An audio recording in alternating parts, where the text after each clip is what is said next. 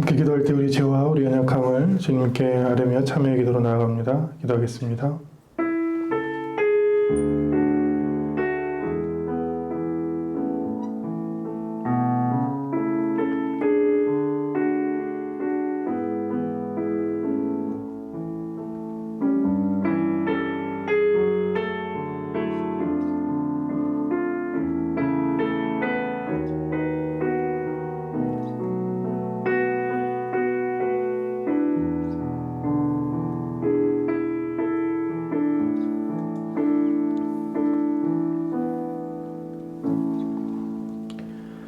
그리스도 예수 안에 있는 자에게는 결코 정죄함이 없나니 이는 그리스도 예수 안에 있는 생명의 성령의 법이 죄와 사망의 법에서 너를 해방하였음이라. 아멘.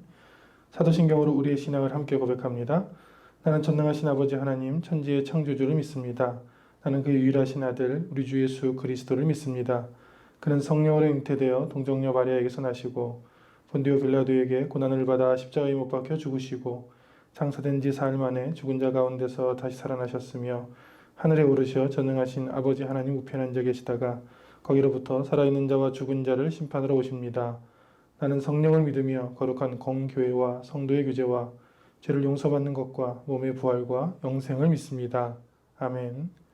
오늘 우리에게 주신 하나님의 말씀은 신약성경 마가복음 13장 1절로 37절 말씀입니다. 마가복음 13장 1절로 37절 말씀을 교독합니다. 예수께서 성전에서 나가실 때 제자 중 하나가 이르되 선생님이여 보소서 이 돌들이 어떠하며 이 건물들이 어떠하니이까. 예수께서 이르시되 내가 이 건물들을 보느냐 돌 하나도 돌 위에 남지 않고 다 무너뜨려지리라 하시니라. 예수께서 감람산에서 성전을 마주 대하여 앉으셨을 때에 베드로와 야고보와 요한과 안드레가 조용히 묻되 우리에게 이르되 이르소서 어느 때에 이런 일이 일어나겠사오며 이 모든 일이 이루어지려 할 때 무슨 징조가 있사오리이까. 예수께서 이르시되 너희가 사람의 미혹을 받지 않도록 주의하라. 많은 사람이 내 이름으로 와서 이르되 내가 그라하여 많은 사람을 미혹하리라. 난리와 난리의 소문을 들을 때 두려워하지 말라. 이런 일이 있어야 하되 아직 끝은 아니니라. 민족이 민족을 나라가 나라를 대적하여 일어나겠고 곳곳에 지진이 있으며 기근이 있으리니 이는 재난의 시작이니라. 너희는 스스로 조심하라. 사람들이 너희를 공회에 넘겨주겠고 너희를 회당에서 매질하겠으며 나로 말미암아 너희가 권력자들과 임금들 앞에 서리니 이는 그들에게 증거가 되려 함이라. 또 복음이 먼저 만국에 전파되어야 할 것이니라. 사람들이 너희를 끌어다가 넘겨줄 때 무슨 말을 할까 미리 염려하지 말고 무엇이든지 그때에 너희에게 주시는 그 말을 하라. 말하는 이는 너희가 아니요 성령이시니라. 형제가 형제를 아버지가 자식을 죽는 데 내주며 자식들이 부모를 대적하여 죽게 하리라. 또 너희가 내 이름으로 말미암아 모든 사람에게 미움을 받을 것이나 끝까지 견디는 자는 구원을 받으리라. 멸망에 가증한 것이 서지 못할 것에 선 것을 보거든 있는 자는 깨달을진저 그때 유대에 있는 자들은 산으로 도망할지어다. 지붕 위에 있는 자는 내려가지도 말고 집에 있는 무엇을 가지러 들어가지도 말며 밭에 있는 자는 겉옷을 가지러 뒤로 돌이키지 말지어다. 그날에는 아이벤 자들과 젖먹이는 자들에게 화가 있으리로다. 이 일이 겨울에 일어나지 않도록 기도하라. 이는 그날들이 환난의 날이 되겠음이라. 하나님께서 창조하신 시초부터 지금까지 이런 환난이 없었고 후에도 없으리라. 만일 주께서 그 날들을 감하지 아니하셨더라면 모든 육체가 구원을 얻지 못할 것이거늘 자기가 택하신 자들을 위하여 그 날들을 감하셨느니라. 그때 어떤 사람이 너희에게 말하되 보라 그리스도가 여기 있다 보라 저기 있다 하여도 믿지 말라. 거짓 그리스도들과 거짓 선지자들이 일어나서 이적과 기사를 행하여 할 수만 있으면 택하신 자들을 미혹하려 하리라. 너희는 삼가라. 내가 모든 일을 너희에게 미리 말하였노라. 그때 그 환난 후 해가 어두워지며 달이 빛을 내지 아니하며 별들이 하늘에서 떨어지며 하늘에 있는 권능들이 흔들리리라. 그때에 인자가 구름을 타고 큰 권능과 영광으로 오는 것을 사람들이 보리라. 또 그때에 그가 천사들을 보내어 자기가 택하신 자들을 땅 끝으로부터 하늘 끝까지 사방에서 모으리라. 무화과 나무의 비유를 배우라. 그 가지가 연하여지고 잎사귀를 내면 여름이 가까운 줄 아나니 이와 같이 너희가 이런 일이 일어나는 것을 보거든 인자가 가까이 곧 문 앞에 이른 줄 알라. 내가 진실로 너희에게 말하노니 이 세대가 지나가기 전에 이 일이 다 일어나리라. 천지는 없어지겠으나 내 말은 없어지지 아니하리라. 그러나 그 날과 그 때는 아무도 모르나니 하늘에 있는 천사들도 아들도 모르고 아버지만 아시느니라. 주의하라, 깨어 있으라. 그때가 언제인지 알지 못함이라. 가령 사람이 집을 떠나 타국으로 갈 때에 그 종들에게 권한을 주어 각각 사물을 맡기며 문지기에게 깨어 있으라 명함과 같으니 그러므로 깨어 있으라. 집주인이 언제 올는지 혹 저물 때 일는지 밤중 일는지 닭 올 때 일는지 새벽 일는지 너희가 알지 못함이라. 그가 후련히 와서 너희가 자는 것을 보지 않도록 하라. 깨어 있으라. 내가 너에게 하는 이 말은 모든 사람에게 하는 말이니라 하시니라. 아멘. 봉독한 말씀과 또 드려진 봉헌을 위해서 함께 기도합니다. 살아계시며 우리 삶을 주장하시는 우리의 창조주 되신 아버지 하나님, 참으로 감사를 드립니다. 코로나19로 가정에서 삶의 자리에서 예배를 드리지만 이 예배에 주님께서 찾아가 만나 주시며 말씀하여 주시며 은혜를 부어 주옵소서. 번잡하고 복잡한 마음들을 잠시 내려놓고 하나님의 생명의 말씀에 귀를 기울여 주님께서 우리에게 들려주시는 그 음성을 듣게 하여 주옵소서. 낙심되고 두려운 자들이 주님의 음성을 듣고 다시 소망을 얻으며 힘을 얻으며 치유를 경험할 수 있도록 주여 은혜를 더하여 주옵소서.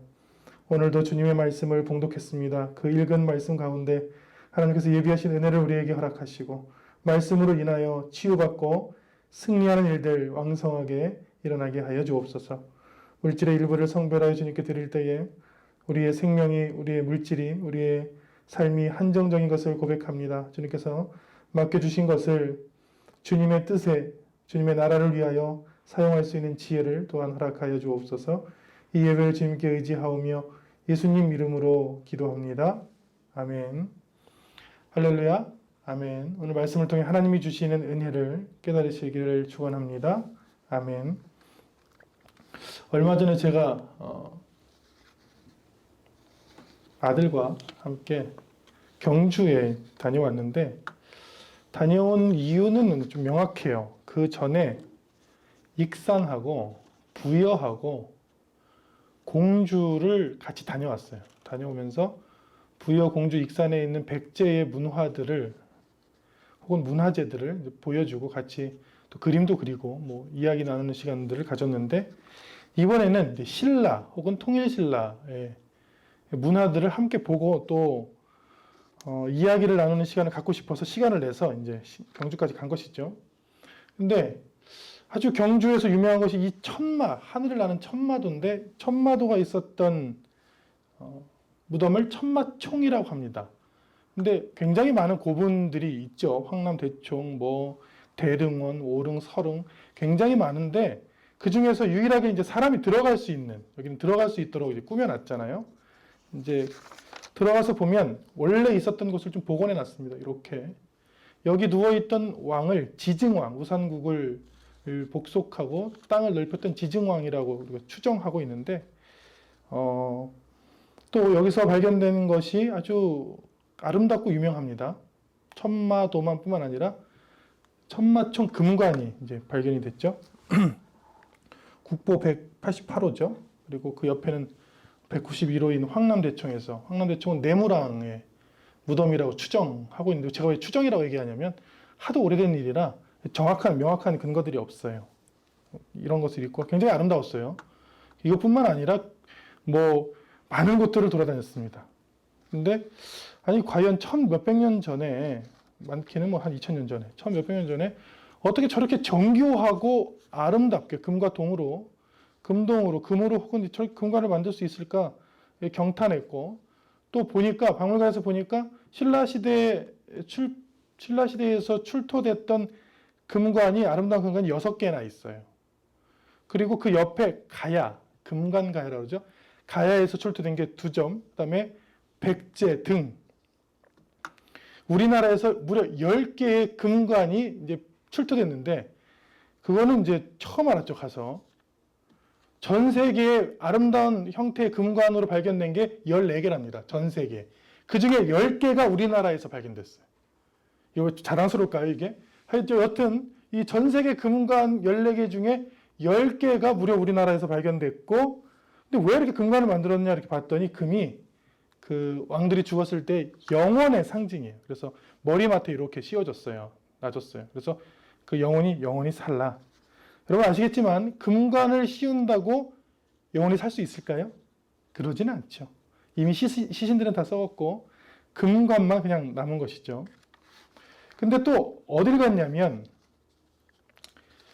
용길해변이라는 곳이 있어요. 경주 저 끝에 용길해변에 가면 문무대왕릉을 또 가봤어요. 근데 이 문무대왕릉을 가서 제가 경탄을 했어요. 이 신라에 있는 뭐 굉장히 많은 고분군들도 아름답게 봤지만 이 문무대왕은 김춘추의 아들이거든요. 그래서 삼국을 통일할 때 삼국을 통일한 왕이 문무대왕이에요.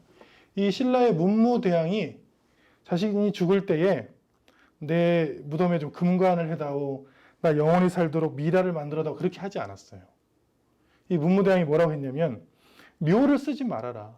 왜냐하면 이 묘를 쓰면 그 토분을 만드느라고 백성들이 수년 동안 고생할 것 아니냐. 그 다음에 그 안에 묘실을 만들지 말아라. 그거 만들려면 또 수년을 돌을 깎고 만들어야 되잖아요. 거기다가 뭐 촌마도 그림 그려줘야죠. 왕관해야죠. 팔찌 해줘야죠. 뭐 흉배 해줘야죠.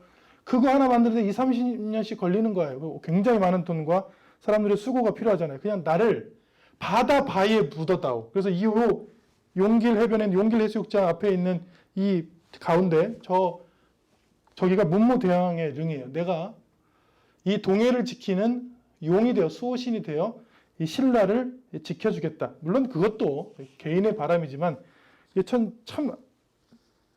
경주를 돌아오면서 참 아름다운 왕이라고 생각했어요. 백성들을 생각해서. 왜냐하면 어차피 죽는 것인데 아무리 뭐 금관을 하든들 뭐 묘를 황남대총 네모랑의 그 왕릉은 굉장히 크거든요. 2개로 돼 있어요. SNS에 보면 그 가운데서 사진 찍는 게 굉장히 유행이에요. 그 황남대총 가운데서 나무 사이 사진 찍는 것이. 근데 그런 것들도 사실은 영원히 살고 싶은 왕의 생각들을 담았지만 그러지 못했죠. 그래서 2가지를 보고 왔어요. 굉장히 아름다운 신라의 유물들을 보고 또 아무것도 아닌 그냥 바위입니다. 용길 해변에 있는 바위인데 거기에 있는 문무대왕의 백성을 사랑하는 애민의 마음도 보고, 오늘 성경에 보면 이 멋진 유물들 혹은 돌들 혹은 금을 보는 사건으로 마가복음 13장이 시작을 해요. 마가복음 13장이 어떻게 시작하냐면 성전에서 나가시는데 예수님께서 제자 중 한 명이 예수님 보고 이렇게 나가서 성전을 동편문으로 나갔다고 보여져요. 왜냐하면 동편으로 나가서 감람산 올리브산에 올라가서 다시 성전을 내려다보는 장면이 한 3절에 나오거든요. 성전의 동편문으로 나가셔서 제자가 이거 보십시오 하는데 요 한글 번역을 저는 굉장히 유감스럽게 생각합니다. 이 번역을 굉장히 잘못했어요. 좀 이따 보여드릴게요. 이 돌들이 어떠하며 이 건물들이 어떠하니까, 마치 의문문으로 물어보는 말처럼 적혔잖아요. 근데 실제로 본문 원문은 헬라어 원문은 그렇지 않습니다. 이 제자가 어떻게 예수님 보고 보십시오 이렇게 해서 보십시오 이렇게 NASB라고 미국 스탠다드 성경인데 원문을 직역했어요. 티처 선생님 보십시오 하고 분명히 감탄문으로 되어 있습니다. 감탄문 뭐냐면 이 얼마나 아름다운 얼마나 위대한 돌들이고 이건 얼마나 아름다운 건축물입니까? 라고 감탄문으로 적혀 있어요. 우리나라 성경은 뭐라고 적혀 있다고요? 돌들이 어떠하며 이 건물들이 어떠하니까. 제가 일부러 저기다 이렇게 느낌표를 했죠. 그냥 성경을 읽으면 물음표처럼 읽혀져요. 예수님, 이거 돌들은 어떻고 건물들은 어떻습니까? 이게 아니라니까요. 전혀 이게 아니고 얼마나 아름다웠던지 제자가 보십시오. 스승님 보십시오. 정말 아름다운 돌들입니다. 정말 아름다운 위대한 건물입니다. 이렇게 얘기한 거예요. 아쉽게도 현재는 그 건물들은 하나도 남아있죠. 예수님의 예언대로. 요것만 남아있죠. 요 위가 건물이었고 성전 건물이었고 여기는 축대였어요. 축대 옆에 있는 축벽. 축대였는데 그것도 요 위에 작은 것들은 다시 오스만 투르크 시대에 다시 쌓은 거고, 여기 밑에 기단 한 2칸, 3칸까지가 원래 거예요. 그리고 큰 것들은 하나에 600톤까지 나가죠. 그래서 이제 다시 그려보면 그래픽이죠. 전부 이 그림들은 실제 그림들은 없어요. 다 그래픽이. 왜냐면 현재 이 성전은 없다니까요. 다 티투스 장군이 다 무너뜨려 버렸어요. 이렇게 돼 있었고, 내부를 보면 밖에도 금장이 저렇게 있었고, 내부를 보면 우리나라 신라 시대랑 굉장히 비슷해요. 금으로 다 헤롯 대왕이 34년 전에 금으로 막 치장을 해놨어요. 그러니까 내 외부가 막 금으로 치장된 한 개가 600톤 가량 되는 벽돌 이고 그 위에 금을 칠해놓은 그 놀라운 건축물, 신라 시대와 비슷한 그 건축물을 보고 제자가 이게 얼마나 위대합니까? 얼마나 아름답습니까? 이렇게 얘기했더니 예수님께서 굉장합니다. 이렇게 대답하십니다. 너는 이 큰입니다. 크고 위대한, 너는 이 크고 위대한 건물들을 보느냐? 돌 하나도 돌이 남지 않고 다 무너뜨려질 것이다. 여러분 이 상황 이해되십니까? 정말 아름답고 인간이 쌓아놓은 그 아름다움에 대한 경탄을 했더니 너는 그것밖에 못 보느냐?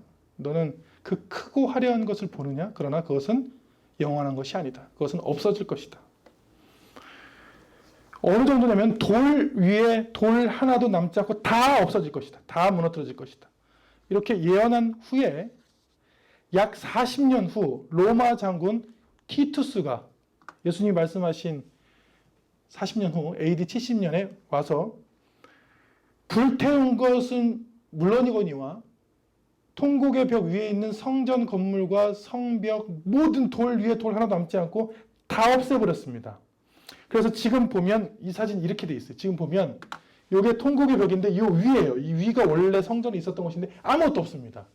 물론 이슬람 성전이 있긴 해요. 근데 원래 있었던 헤롯 성전이 전혀 없습니다. 완전히 멸망됐어요.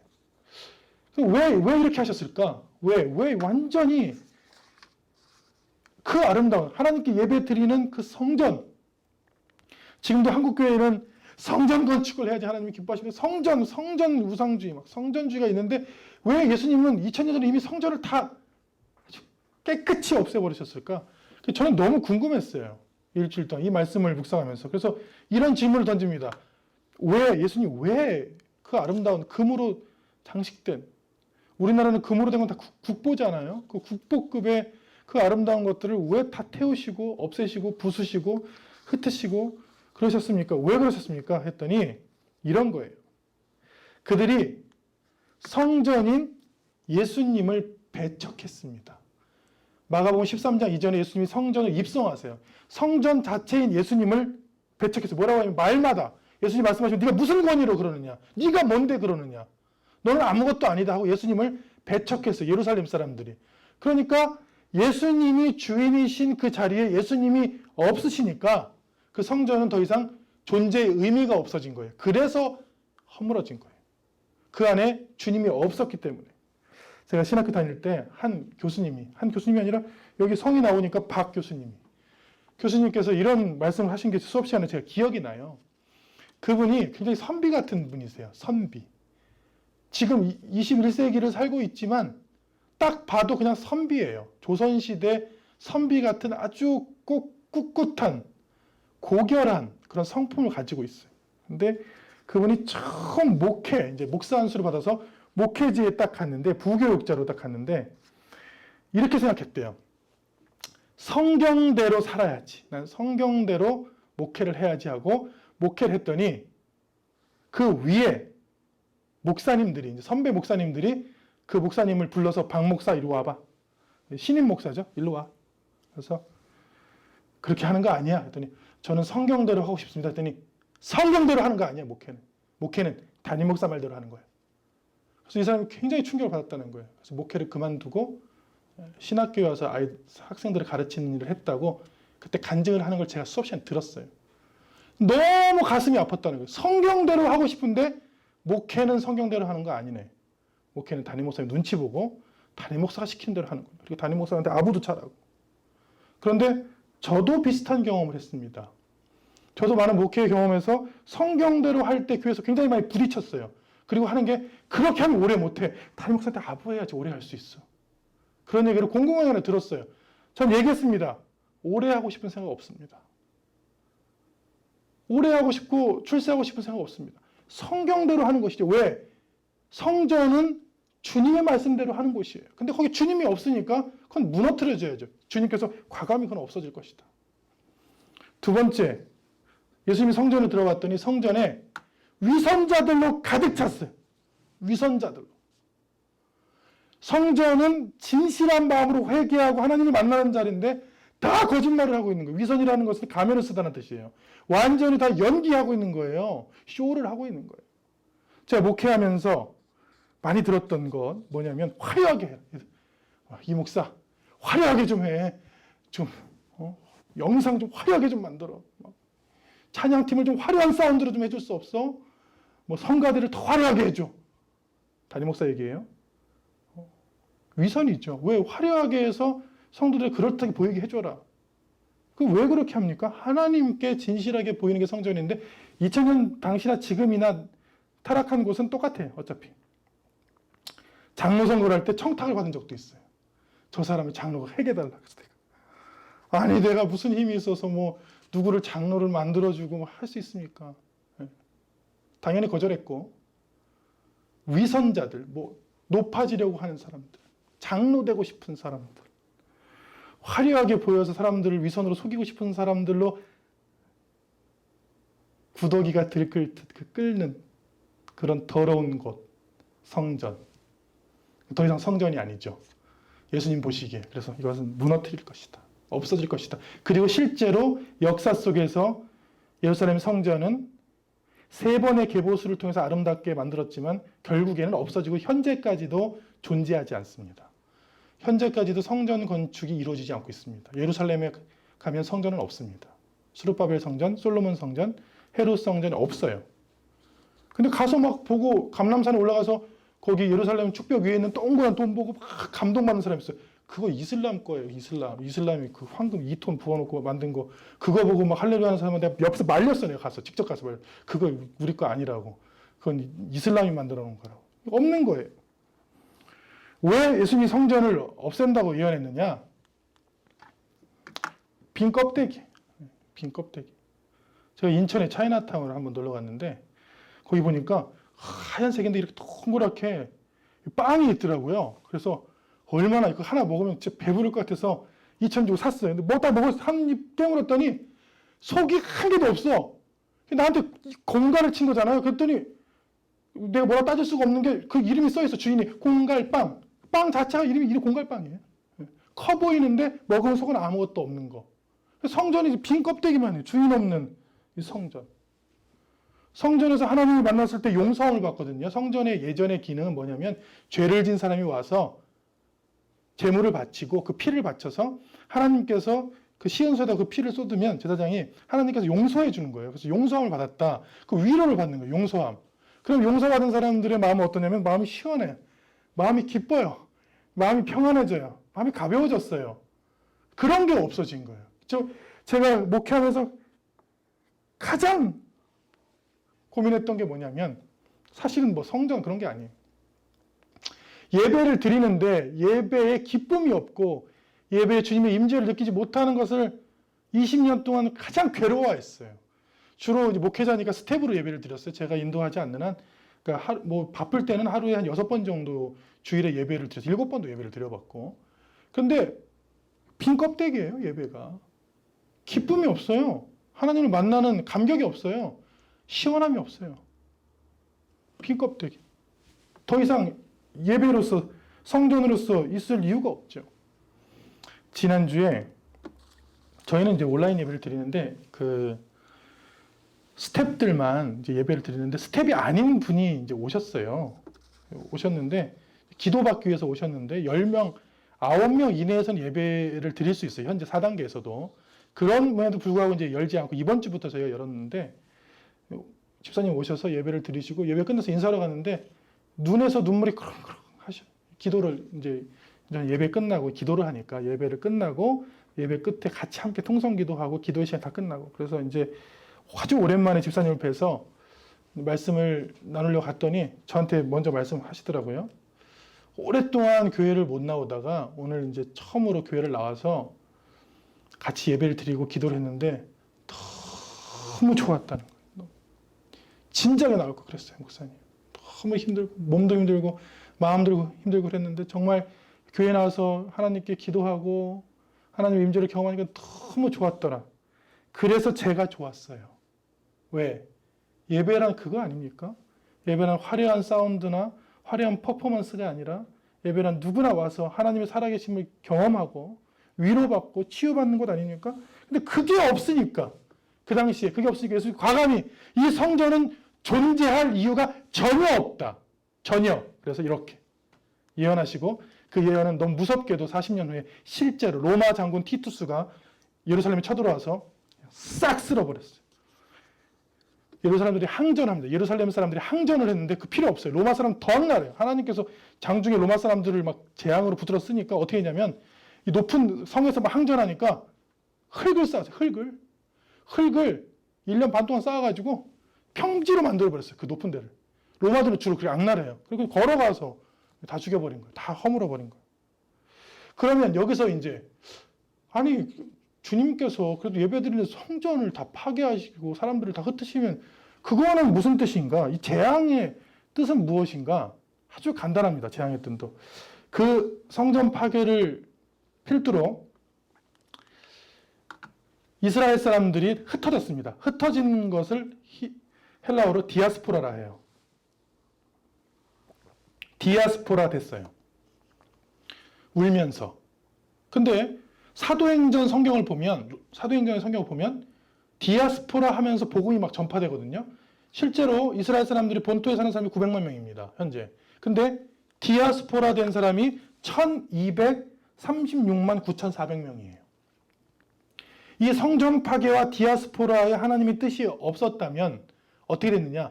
복음은 그냥 이스라엘 사람들의 것이 됐어요. 근데 본래 하나님의 뜻이 아니었거든요. 예수님의 뜻이. 복음을 전파하기 위해서 성전을 허무신 거예요. 복음을 전파해서 사람들을 살리기 위해서 한 거예요. 여러분들이 백신을 맞잖아요. 백신을 맞으면 팔부터 뻐근해져요. 그러다 온몸이 막 뻐근해요. 아니 팔에 맞았는데 여기 그 자국만 뻐근한 게 아니라 팔 전체가 뻐근하고 온몸이 뻐근한데 너무 괴롭고 아프다. 나 안 맞아야지 이런 사람 별로 없어요. 왜냐하면 그 약효가 퍼짐으로 그 들어왔던 그 DNA, RNA랑 싸우면서 그 항체가 만드는 게 퍼짐으로 실제로는 우리 속에 항체가 생겨서 싸울 수 이길 수 있는 그런 T세포들이 중화세포들이 만들어지고 있는 거거든요. 마찬가지인 거예요. 이것도. 그 자체만 보면 아프고 흩어지지만 그것을 통해서 하나님께서 복음이라는 것을 예수 그리스도 그 복음이라는 것을 전 세계에 퍼뜨리는 것이 있었죠. 그래서 지금 우리가 겪고 있는 아픔들, 환난들, 재앙들은 다 뜻이 있는 줄로 믿습니다. 처음에는 아파요. 처음에는 이해가 가지 않아요. 처음에는 왜 그런지 몰라요. 그러나 후에 보면, 나중에 보면 이게 다 하나님의 뜻이었구나 하는 것이 굉장히 많이 있습니다. 그 중에 한 사건이 성전을 파괴하시고 백성들을 울면서 흩으신 사건이죠. 노래 가사 중에 이런 가사가 있어요. 우리는 찬양 중에 우리는 주의 움직이는 교회. 이것은 주님을 위한 자리.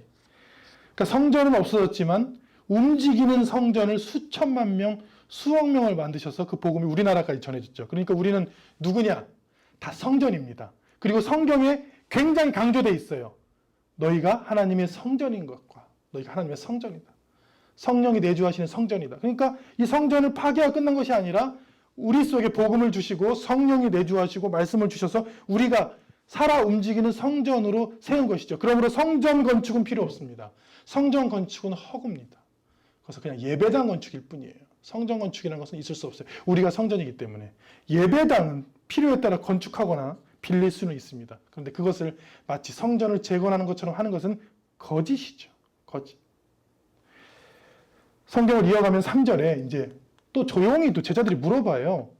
감람산은 올리브산인데 거기 가면 가관입니다. 여러분 예루살렘의 동쪽 문에 마주한 감람산에 올라가면 그 밑에 네모난 돌로 된 석관들이 수만 개가 펼쳐져 있어요.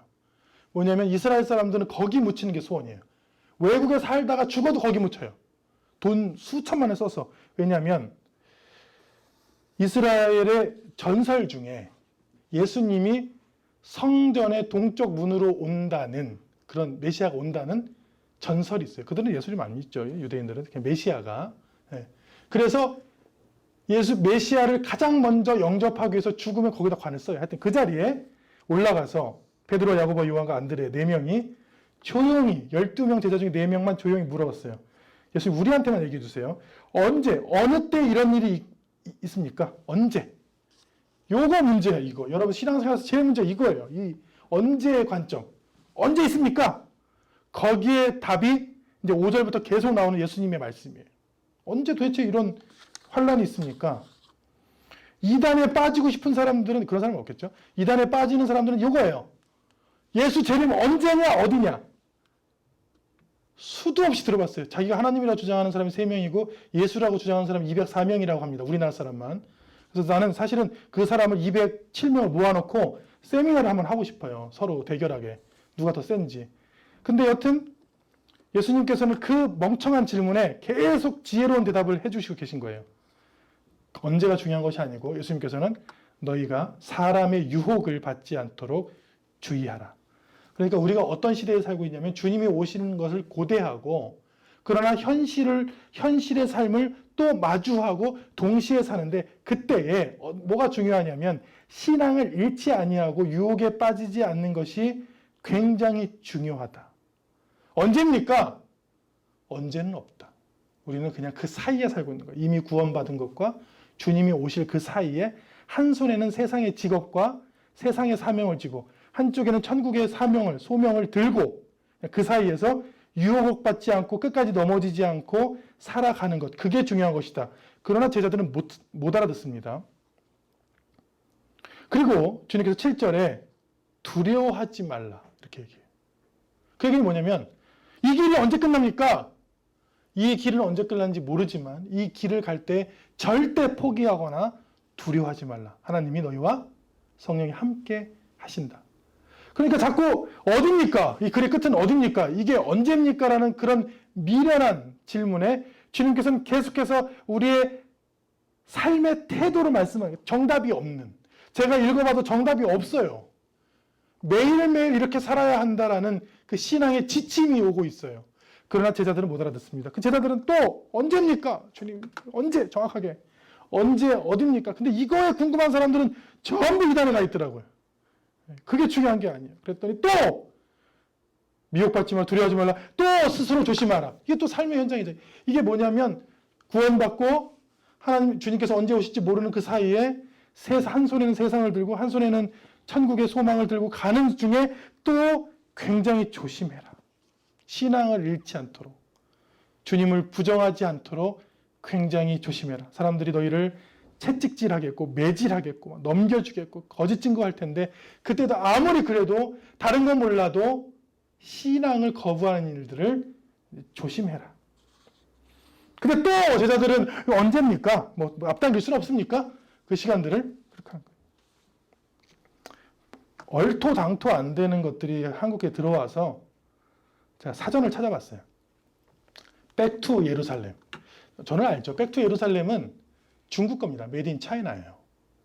1920년에 중국의 2단, 워치만니가 이끌었던 가정교회라는 2단에서 예루살렘까지 14십 예루살렘까지 불교, 힌두, 이슬람 국가를 복음시키면 그리고 10만 명의 선교사를, 중국 선교사입니다. 51개국에 보내면 예수의 재림을 앞당길 수 있다. 저기 사전에 이거 제가 위키백과에서 긁어온 겁니다. 예수의 재림을 앞당길 수 있다는 중국 2단의 사상입니다. 그런데 이게 어떻게 되냐면 우리나라 선교팀과 우리나라 순복음교회 등 많은 교회들이 차용합니다. 근데 똑같은 주장을 펼쳐요. 이 사람들하고. 왜냐하면 성도들을 호도하게, 미혹하고 유혹하기 위해서. 그리고 굉장히 BTJ, 백투 예루살렘이 흔합니다. 그러나 이것은 뿌리를 보면 말이 안 되고 더 제가 가장 얼토당토 아는 건 이겁니다. 예수의 재림을 앞당길 수 있다. 그렇게 생각하고 있습니다. 어떤 문제예요? 예수 언제? 예수 더 빨리 어디로? 이 이단의 사상이잖아요. 그랬더니 주님께서는 계속 말씀하십니다.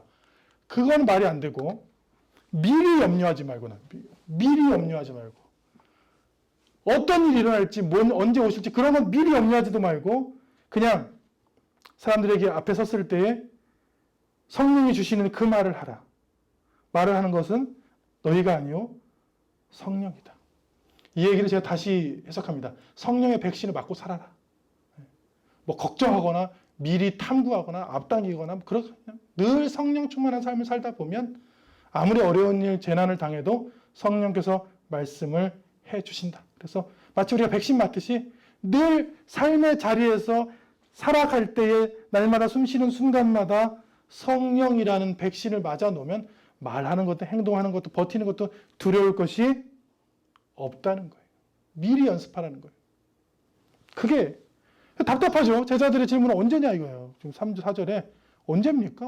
어디 그 이스라엘 사람들은 뭐 예루살렘 성전 동쪽으로 온다고 하고 이단에 빠진 사람들은 백투 예루살렘까지 가면 예수님을 끌어내릴 수 있다 하고 막 그러는데 뭐 언제입니까? 그런 게 아니라는 거예요. 전혀 그런 거 결이 달라요. 매일매일 몰라요. 시간은 그냥 삶을 살다 보는데 늘 성령 충만한 삶, 미혹받지 않는 삶, 두려워하지 않는 삶, 스스로 삼가는 삶, 조심하는 삶, 미리 염려하지 않는 삶을 살다 보면 승리하는 삶을 살게 될 것이다. 그리고 그것을 저는 성령의 백신이라고 그렇게 생각합니다. 코로나19 시대죠. 코로나19 백신을 만드는 6가지 방법이 있는데 가장 빨리 나온 백신 방법이 4번째입니다. 그 다음 2번째는 일반 방법이 나오고 우리나라가 지금 SK바이오사이언스가 5번째 제조합 백신 방식으로 이미 만들었고 3상을 진행 중에서 3상이 성공하면 이제 시판 되겠죠. 근데 다 똑같아요. 이 6가지 방법은 다 똑같습니다. 미리 경험해 보는 것입니다. 미리. 아주 약하게. 코로나 백신이라는 실제보다 아주 약한 RNA, DNA 불안화 백신들을 미리 경험해서 조금 아파보고 그것을 이겨내서 진짜가 왔을 때 한다는 거예요. 그리고 실제로 왔을 때 견디고 이겨냅니다. 그 장면이 오늘 성경에 있어요. 이렇게 살다 보면 끝까지 견뎌서 이겨내면 구원을 받을 것이다. 이게 오늘 말씀의 주님의 메시지의 핵심이에요. 뭐냐면 언제입니까? 어딘지 그런 건 모르지만 삶을 살다 보면 신앙적인 삶을 살다 보면 매일매일 일어나는 일들을 이겨내다 보면 아주 큰 어려움들을 이겨낼 수 있고 그렇게 끝까지 견디는 사람들이 구원을 받을 것이다. 끝까지 견딘다. 아주 버틴다. 신실하다. 변함이 없다를 히브리어로 쓰면 헤에민 이렇게 쓸 수 있습니다. 헤에민. 이거를 신약 성경을 헬라어로 바꾸면 피스티스. 믿음이라는 뜻이죠. 믿음. 믿음이 뭐냐? 풀었으면 하나님의 신실함을 내가 소유하는 것. 더 쉽게 하면 하나님은 변하지 않으시는데 나도 하나님을 닮아 변하지 않는 것. 언제까지요? 끝까지. 인간관계로 얘기해 볼게요. 어떤 사람은 쉽게 친해져요. 굉장히 처음엔 잘해줘요. 근데 시간이 지나면 완전히 사람이 바뀌어. 그래서 생각해. 왜 이 사람은 변할까? 더 쉽게 얘기하면 결혼했는데 내 아내가 저한테 가끔 연애할 때 그렇지 않더니 왜 결혼한 다음에 왜 변했어? 그런 질문. 왜 변했을까요, 저는? 신실하지 못해. 그 연애할 때 그 뜨거운 마음, 그 헌신적인 마음, 그 봉사하는 마음은 다 어디 온데간데 없고 왜 겨우 13년 만에 왜 변했을까요? 반성하게 되네요. 이걸 들어보니까 반성하게 돼. 믿음이라는 것이 뭐냐? 이런 거예요. 한 번 주님을 따르기로 결단했는데 왜냐하면 주님이 먼저 나를 사랑했으니까 그 결단한 것이 끝까지 변하지 않는 것. 다른 말로 하면 신실한 것. 근데 그 신실한 것은 하나님의 속성이에요. 그래서 주님이 강조하신 바 어딥니까? 언제입니까? 확실히 얘기해 주세요. 이게 아니라 매일매일 변하지 않기 위해서 버티기 위해서 이겨내기 위해서 신앙적인 삶을 살아야 한다. 그리고 그것을 종합해 보면 끝까지 견디는 자는 구원을 얻는다. 거짓되고 위선되고 껍데기인 것들은 다 무너져 버린다. 이런 관점에서 지금 한국 기독교가 가는 길들은 굉장히 어리석습니다. 2000년 전에 그들이 겪었던 것을 똑같이 겪습니다. 화려하게 해라, 멋진 건물을 지어라, 성전을 건축하라는 것은 다 거짓입니다. 다 거짓이. 우리 마음에, 우리 삶에 움직이는 성전을 건축해야 돼요. 주님께서 이렇게 말합니다. 그리스도가 여기 있다 저기 있다 해도 믿지 말라. 왜? 우리 마음속에 있어야 되잖아요. 거짓 그리스도들, 거짓 선지자들 일어나서 막 이적을 행하고 기사를 행하고 놀라운 일을 행하도 절대 따르지 말라. 끝까지 신실한 믿음을 지켜라. 그리고 너희는 삼가라. 삼가라 말씀 계속 여러분 마가복음 13절 읽다 보면 전부 이런 말이에요. 주의하라, 조심하라, 삼가라. 왜요? 이게 신앙이거든요. 신앙생활에 어떤 정답과 약이 있는 것이 아닙니다. 신앙생활은 아침에 일어났을 때부터 잘 때까지 믿음 잃지 아니하고 믿음을 신실하게 끝까지 주님 오실 때까지 지키는 그거거든요. 그거 외에는 없거든요. 그래서 이렇게 말씀하신 거예요. 삼가. 삼가라는 것은 절제하라는 거예요. 제하라는 거예요. 쳐다보지도 말라는 거예요. 보지도 말라는 거예요.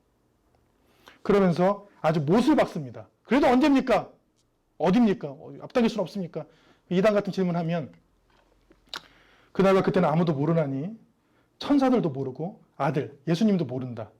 하나님 아버지만 아시느니라. 근데 또 안다고 주장하는 사람이 있어. 그 사람이 하나님이잖아요. 말이 안 되죠. 그리고 무려 얼마나 답답하셨는지 4번이나 말씀하신 장면이 나옵니다. 34절에, 33절에 주의하라, 깨어있으라. 34절에 깨어있으라. 35절에 깨어있으라. 37절에 깨어있으라. 끝까지 깨어있으라. 이게 오늘 마가복음 13장에 주님께서 우리에게 주신 말씀이에요. 여러분, 끝까지 믿음 지키고 깨어있으세요. 이 코로나 시대에 많은 사람들이 믿음이 떨어져 나갈 것이라고 그렇게 얘기를 합니다. 어떤 권사님이 저한테 와서 목사님이 코로나 시대에 많은 사람이 믿음을 잃을 것이에요. 다 떨어져 나갈 것이에요. 제가 그렇게 얘기했어요. 그건 믿음도 아닙니다. 흔들어 봐서 떨어지는 것은 원래 여기 붙어있던 것도 아닙니다. 원래 붙어있는 것은 흔들리지 않습니다. 그래서 신앙을 보면 흔들리는 재앙, 재난, 어려움들이 늘 닥칩니다. 왜? 가짜와 거짓을 구분하기 위해서. 시골에 가면 알곡과 가라지를 나누기 위해서 이렇게 흔듭니다. 키를. 그런데 무거운 것은 절대 떨어지지 않아요. 가벼운 것들은 바람에 날아갑니다. 이런 재난, 고통, 어려움들은 어떤 믿음이 진짜인지를 키질하는 거예요. 진짜 믿음들은 흔들리지 않아요. 끝까지 견딥니다. 그리고 반대로 끝까지 견디는 게 믿음이에요. 그게 신실함이에요. 변하지 않는 마음이 믿음이에요. 여러분, 코로나가 닥쳐오든 어떤 환난이 닥쳐오든 어떤 일이 일어나든 우리에게 주어주신 그 믿음, 예수님께서 우리의 그리스도라는, 우리를 구원하셨다는 그 믿음 잃지 않고 끝까지 깨어있어, 끝까지 견뎌 구원을 얻는 저와 여러분 되시기를 축원합니다. 아멘. 기도하겠습니다. 살아계신 하나님 감사합니다. 주님께서 성전을 바라보고 너희는 이 건물들, 이 위대한 놀라운 크고 화려한 금과 건물들을 보느냐. 이것들은 돌 위에 돌 하나도 남지 않고 다 무너뜨려지리라 예언했고 그 예언들은 성취되었습니다. 성전은 없어졌고 움직이는 성전으로 마음속에 성령을 담아 예수 그리스도의 말씀을 가지고 온 세상을 누비는 움직이는 성전의 시대, 디아스포라 시대가 도래했습니다. 그리고 우리는 그 시대에 살고 있습니다. 이 시대에 살고 있으면서 어리석게도 다시 성전 건축, 다시 예루살렘이라고 외치는 사람들이 있는데 그 사람들은 주님의 마음을 알지 못합니다. 주님은 우리에게 그런 것은 없으며 날마다 성령으로 깨어있고 날마다 견디며 날마다 믿음을 지키며 어떤 환난과 재앙이 닥쳐와도 끝까지 믿음을 신실하게 지키는 자가 구원을 얻을 것이라고 우리에게 말씀해 주셨습니다. 주님, 우리의 믿음, 우리의 순전한 이 믿음은 흔들리지 않게 하여 주옵소서. 주님이 우리와 함께 하신다는 그 믿음, 주님이 우리를 먼저 구원하셨다는 그 믿음, 주님이 우리를 치유하신다는 그 믿음, 주님께서 우리를 지켜주신다는 그 믿음, 흔들리지 아니하고 그 믿음 지켜 깨어있어 끝까지 견뎌 구원받는 주님의 은혜를 입는 주님의 자녀들이 되게 하여 주옵소서. 예수님 이름으로 기도합니다. 아멘. 시간 함께 기도하겠습니다. 기도할 때에 주님 우리의 믿음 흔들리지 아니하고 끝까지 지키며 끝까지 견디며 끝까지 깨어있게 하여 주옵소서. 이렇게 기도하겠습니다. 기도합니다. 살아계신 하나님 감사합니다. 함께 기도할 때 주님, 우리의 믿음 흔들리지 않게 하여 주옵소서. 우리의 믿음 놓지 않게 하여 주옵소서. 우리의 믿음, 하나님, 어떤 재난과 고난과 어려운 상황이 닥쳐와도 예수 그리스도, 우리를 구원하신 주님, 우리와 함께 하신 그 하나님, 우리 내주하시는 성령님, 그 믿음 흔들리지 아니하고 지키며 이기게 하여 주옵소서. 주님, 너희는 깨어있으라 하셨습니다. 이 시대에 말씀과 기도로 깨어있어 이 환난마저 주님께서 우리에게 주신 것이고, 이 뜻이 있고 이 뜻에 의하여 하나님께서 우리를 선한 길로 인도하시며 죽어가는 영혼들을 주님께서 부르신다는 그 깨달음을 깨닫게 하여 주옵소서. 또한 어렵고 힘들 때마다 낙심하지 아니하며 도리어 굳게 믿음 지켜 끝까지 견뎌 끝까지 깨어있어 끝까지 주님을 의지하여 구원받는 치유받는 주님이 주신 복을 누리는 주님의 자녀가 승리하는 주님의 자녀들이 되게 하여 주옵소서. 주님 함께하여 주옵소서. 주님 인도하여 주옵소서. 주님. 이제는 우리 주 예수 그리스도의 은혜와 하나님의 사랑과 성령께서 주시는 놀라운 믿음이 이 시간 신실한 자로 끝까지 깨어있어 끝까지 견뎌 주님이 주시는 구원을 얻기로 결단하는 주의 자녀들 삶과 가정과 건강과 기도의 소원과 비전과 하고자 하는 모든 일 위해 지금부터 영원히 함께 하시기를 간절히 축원하옵나이다. 아멘. 주님.